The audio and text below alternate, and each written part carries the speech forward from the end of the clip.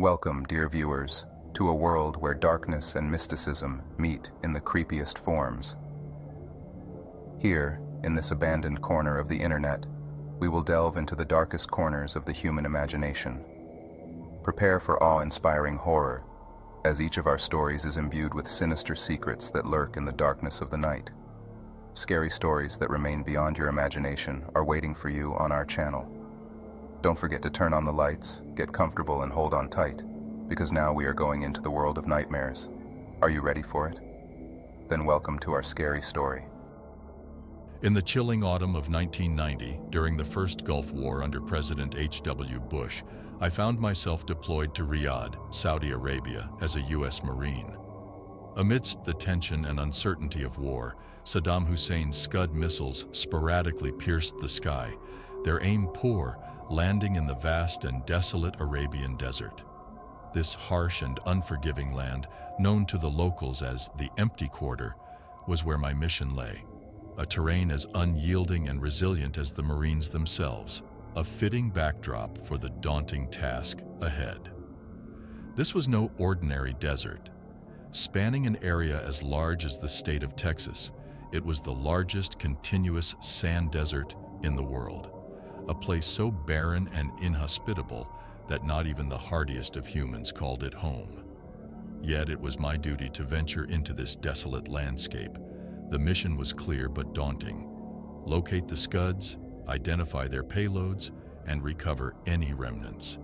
The stakes were high, for these were no ordinary missiles.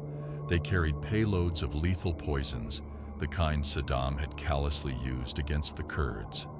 A single undetonated missile, carrying something as deadly as mustard gas, could potentially be repurposed into a devastating dirty bomb, the target being somewhere as populous as New York City.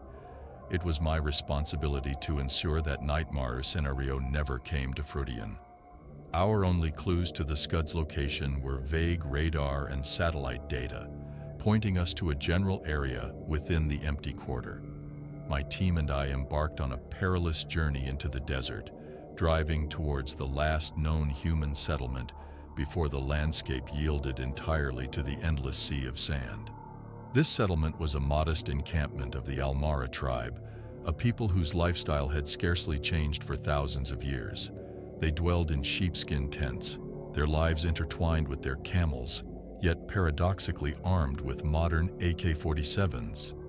As we approached, the tribesmen greeted us not with words, but with the cold barrels of their guns. Dressed in simple cloaks and white turbans, they looked as if they had stepped out of a story from ancient scripture. Their leader, the Sheikh, was an imposing figure, distinguished by his red and white Saudi headdress, a vividly dyed red beard, and a humble wooden cane.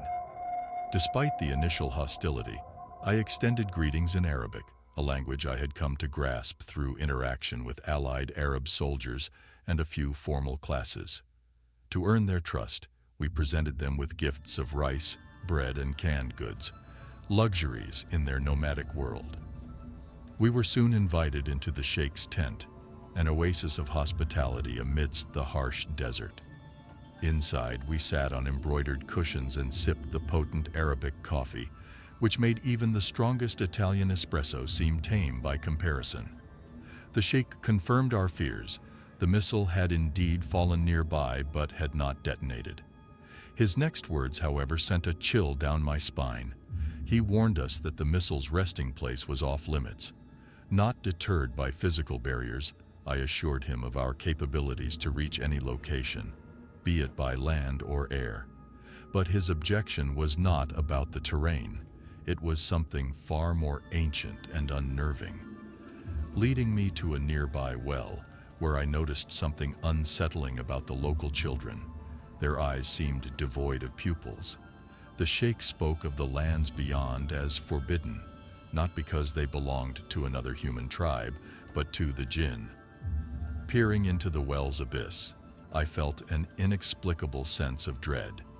The Sheikh, tapping his cane rhythmically, explained that these were ancient lands, governed by beings created from smokeless fire, entities that predated mankind and existed in a realm beyond our understanding. His words echoed in my mind, intertwining with the desert's eerie silence as we prepared to venture into a realm where myths and reality blurred indistinguishably. As I listened to the sheikh's words, a sense of unease crept over me. He spoke of the two creations, humans and jinn, existing on the same earth but in separate dimensions. However, there were places, he said, where these dimensions intersected, and the empty quarter was one such place. His tone grew more somber as he explained that this desert was home to a particularly malevolent tribe of jinn, so wicked that they were forbidden by God to leave their sandy prison. The sheikh elaborated on a chilling detail. The only way these jinn could escape their confinement was by possessing a human body. His warning sounded like a tale spun to frighten children, but his eyes held a gravity that spoke of deeper truths. Despite his cautionary words, I was dismissive, focused solely on my mission. In a bid to gather more practical information, I discreetly handed a young tribesman a note worth about $130. His guidance led us straight to the scud, its 6-ton payload lying dormant in the sand, untouched and ominous. We executed our recovery operation flawlessly, transporting the payload back to Riyadh by the next evening. Soon after, I was reassigned to Kuwait, joining the Liberation Force against Saddam's scud assaults. Miraculously, none of his missiles found their mark. Our victory was swift, and I returned home, seemingly unscathed, or so I thought. Homecoming was a joyous occasion. My young son, Daniel, had grown so much in my absence, and the embrace of my wife, Angela, was a balm to my weary soul. I reveled in the simple pleasures of family life, from barbecuing steaks in the backyard to buying Daniel a trampoline, warning him playfully about eagles. We shared lemonade and stargazed, a moment of pure, unadulterated bliss. I taught Daniel a phrase in Arabic that night, Assalamu alaikum, explaining it meant, peace be upon you. Little did I know that my own peace was about to be shattered. The very next morning, and every morning since, I've been haunted by a terrifying vision in the liminal space between sleep and wakefulness. A monstrous figure shrouded in darkness looms over me, its body contorted to fit the space above my bed. Its face is eerily human-like, yet its eyes are void of pupils, reminiscent of those Bedouin boys. This creature, this jinn, whispers a sinister incantation in Arabic, foretelling my death with each dawn. It's a psychological torment, a daily reminder of my vulnerability. The jinn doesn't possess the power to kill me directly, but its presence infiltrates my mind and body, manifesting as an overwhelming fog that saps my strength and willpower. Driving becomes a battle against this induced lethargy, a struggle to stay awake and alive. Each day is a fight for survival, a test of my resolve against an unseen and malevolent force that followed me from the deserts of Arabia to the comfort of my American home. The irony of escaping the dangers of war only to be ensnared by an ancient, supernatural terror is not lost on me. As I navigate my daily life, the boundary between reality and the otherworldly grows increasingly blurred, leaving me to question the very nature of my existence and the unseen forces that shape it. For over 2.5 decades, I've been living under the shadow of a relentless entity, a jinn that followed me from the arid dunes of the empty quarter to the familiar streets of my hometown. Its presence has been a constant torment, a force driving me towards the brink of destruction. I've endured 3 harrowing car accidents, each time miraculously surviving, only to find myself back in the hospital bandaged and broken, but still breathing. The jinn's influence grew more insidious over time. Last month, as I was preparing dinner, it whispered a chilling suggestion into my ear, promising a fantastical treasure hidden within my own body. It promised a resurrection of my beloved Angela and Danielle if I could just reach it.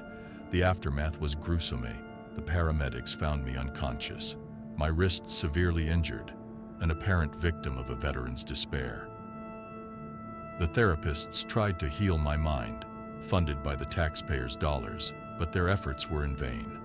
The jinn remained, unaffected by their words. Desperate, I sought help from every corner of the spiritual world. Exorcists from diverse faiths, Islamic, Catholic, Jewish, even Zoroastrian, attempted to rid me of this curse. Their rituals were intense, fervent, but all ultimately futile. The creature that haunted me, this so-called jinn, was beyond their reach, beyond the realm of the divine and the damned. It forced me to question my beliefs, to ponder the existence of God and the devil. In these years of torment, one of my few solaces was an old Russian Mosin Nagant rifle from World War II, a relic that I kept securely in a gun cabinet. Firing it was therapeutic, a brief escape from the relentless pursuit of the jinn. But even this respite was soon to be corrupted. One afternoon, while cleaning the rifle, the jinn beckoned me to look skyward, to witness an imaginary scud missile hurtling towards my family. Panicked and deluded, I aimed and fired, only to be met with the most harrowing laughter, a sound like the discordant notes of a broken piano. The reality was devastating. My son Daniel lay motionless on the trampoline, a tragic victim of my delusion. The sky was clear, no scuds, no threats, just the piercing scream of Angela, my world crumbling around me. She couldn't bear the pain, and 12 days later, she was gone too, leaving me in a world of unending sorrow. Declared insane by the court, I spent the next 24 years confined in a psychiatric facility, a place where ending one's life or being killed was nearly impossible. The jinn, frustrated by this new development, could only watch as I endured my penance. But during this time, a plan began to form in my mind, a desperate gambit to rid myself of this curse. I realized that the jinn was as trapped inside me as it had been in the desert. In possessing me, it had exchanged one prison for another. Its freedom was tied to my demise, and it was this knowledge that fueled my strategy. I would induce cardiac arrest, timing it perfectly to allow emergency services to revive me. This act, I hoped, would release the jinn from its corporeal jail, freeing us both. Inspired by a scene from a television show called House, I prepared to dial 911, setting the stage for my calculated brush with death. But as I made the call, the jinn appeared again, its grotesque form twisted in amusement. Its laughter echoed in my ears, reminding me of the day it tricked me into killing Daniel. Doubt crept in, fear that this might be another of its deceptions, a fatal trick. I leave this note as a testament, a record of my struggle and my plan. Perhaps, in those fleeting moments between life and death, I'll find solace, a reunion with Angela and Daniel. Maybe in that liminal space, I'll find the peace that has eluded me since I returned from the war. As I embark on this uncertain journey, I ask for luck and leave peace upon all who find my story. Here I go, into the unknown. As I prepared to enact my desperate plan, a sudden, chilling realization dawned on me. The jinn, in its twisted nature, might have been misleading me all along. What if this final act, this gambit to free myself, was precisely what it desired? The possibility of falling into another of its traps paralyzed me with fear. Yet I couldn't let the jinn continue its reign of terror over my life. Determined, I steadied my hand, my finger hovering over the call button, the line between bravery and madness blurred. But then, an unexpected visitor arrived at my door, disrupting my precarious moment of decision. A young woman, claiming to be a doctoral student in Middle Eastern folklore, sought me out after hearing rumors about my story. She believed that there might be a way to break the jinn's hold over me, one rooted in ancient texts and rituals long forgotten by modern civilization. Her words offered a glimmer of hope, a chance to confront the jinn on different terms, and I found myself reluctantly agreeing to her plan. Together, we delved into ancient manuscripts and obscure texts, uncovering rituals and incantations that spoke of binding and banishing jinn. Each discovery was a step closer to understanding the creature that haunted me. As we worked, I noticed changes in my surroundings, subtle at first, but increasingly sinister. Objects moved on their own, shadows flickered in the corners of my eyes, and the air grew thick with a palpable sense of dread. The jinn was aware of our actions and was growing agitated. One night, as we pored over a particularly ancient scroll, the house shook violently, as if caught in an earthquake.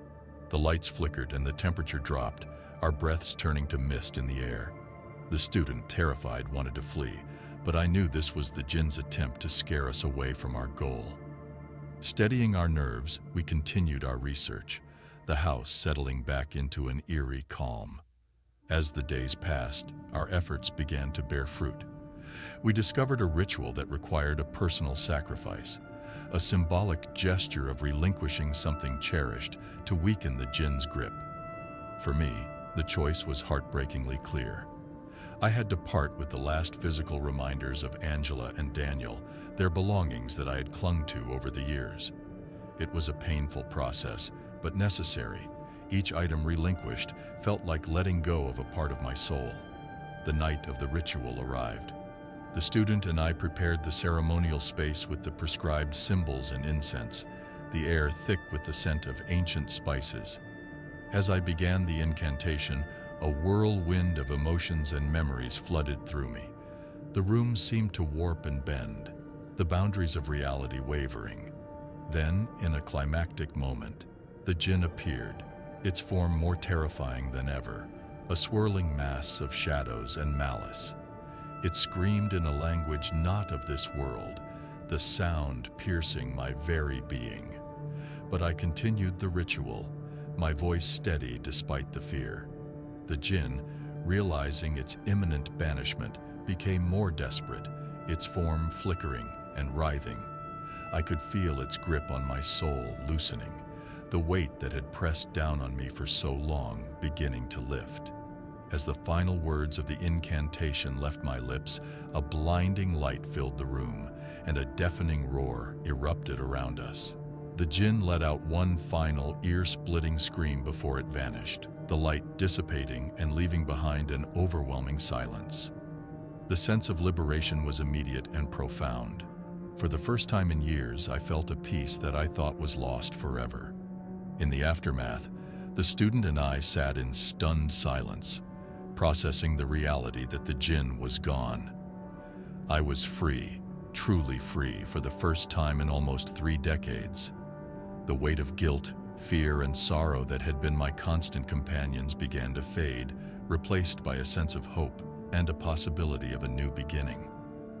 As I looked towards the future, I realized that while the jinn was gone, the journey of healing was just beginning. The scars of the past would always be a part of me, but now I could start to rebuild, to find meaning and purpose beyond the shadow of the jinn. My story, once defined by horror and despair, could now be one of resilience and redemption. And as I stepped out into the world, free from the spectral chains that had bound me, I knew that whatever lay ahead, I was ready to face it with a newfound strength and a heart unburdened.